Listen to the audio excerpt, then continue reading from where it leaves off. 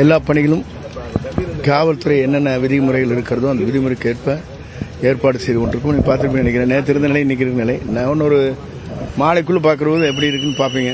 ஒரு மாடலே இதை ஒரு வித்தியாசமாக இருக்குது.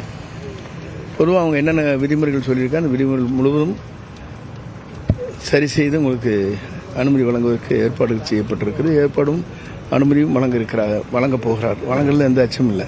ஒன்று, நாளை காலை விமானத்தில் வருகிறார். தூத்துக்குடியில் இறங்கி அங்கிருந்து பொதுக்கூட்டத்தை முடித்துவிட்டு நம்முடைய திருநெல்வேலி, பாளையங்கோட்டை இந்த 2 தொகுதியிலும் சுற்றுப்பயணத்தை முடித்து நேரடியாகவே தூத்துக்குடி வரையிலும் போய் தூத்துக்குடி முடித்துவிட்டு விமானத்துக்கு வருகிறார். இங்கே வந்து ஒரு ஸ்டேஜ் மட்டும்தானா? 2 பாயிண்ட் இல்லை, ஒரே பாயிண்ட் தான் பேச சொல்கிறாங்க பர் டே. திருநெல்வேலி உள்ளிட்ட தென் மாவட்டங்கள் இருக்கிற அனைத்து வேட்பாளர்கள் ஆதரித்து பேசுகிறாங்களா? திருநெல்வேலி மாவட்டம் மொத்தமாக எல்லா வேட்பாளையும் ஆதரிப்பாங்க. ரோட் ஷோங்கிறது எந்த அளவில்? ரோட் ஷோங்கிறது ஒரு வண்டியில் மேலே ஆகிட்டு வருவாங்க. ஓப்பன் இதில் எவ்வளவு தூரத்துக்கு அனுமதி? அனுமதிங்கிறது லிமிட் இல்லைங்க. அது வந்து ரோட் ஷோங்கிறது யார் வேணும் வரலாங்கிறது இருக்கேன். ஸ்பீச் இருக்கக்கூடாதுங்கிறது தவிர மித்தெல்லாம் பண்ணலாம். எத்தனை விதிமுறைகள் உங்களுக்கு? 51 விதிமுறைகள் இருக்குது. அது எல்லாமே நாங்கள் ஃபுல் பண்ணிடுவோம். ஒன்றும் பிரச்சனை.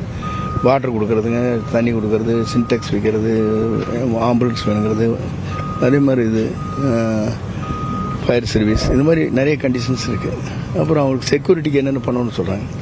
ஆர்டினரி பர்சன் வருவது வேறு, இவர் வருவது வேறு. இவருக்கு செக்யூரிட்டிங்கிறது எக்ஸ்ட்ரா செய்ய சொல்கிறாங்க. என்ன பாண்டனிஸாக வர கூட்டம்.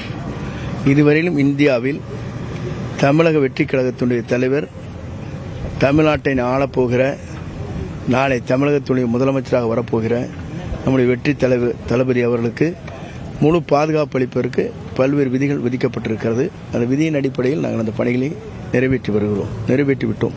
எவ்வளவு மக்கள் வருவாங்க? அது அவர் என்ன சொல்லியிருக்க, என்ன விதிமுறைகளுக்கு உட்பட்டு அவர்கள் சொல்கிறார் அந்த அளவிற்கு மக்களை கொண்டு வருவோம். தாவேக தலைவர் விஜய் நெல்லையில் பரப்புரை செய்வதற்கு 51 நிபந்தனைகள் விதிக்கப்பட்டிருப்பதாக செங்கோட்டையன் தெரிவித்திருக்கிறார்.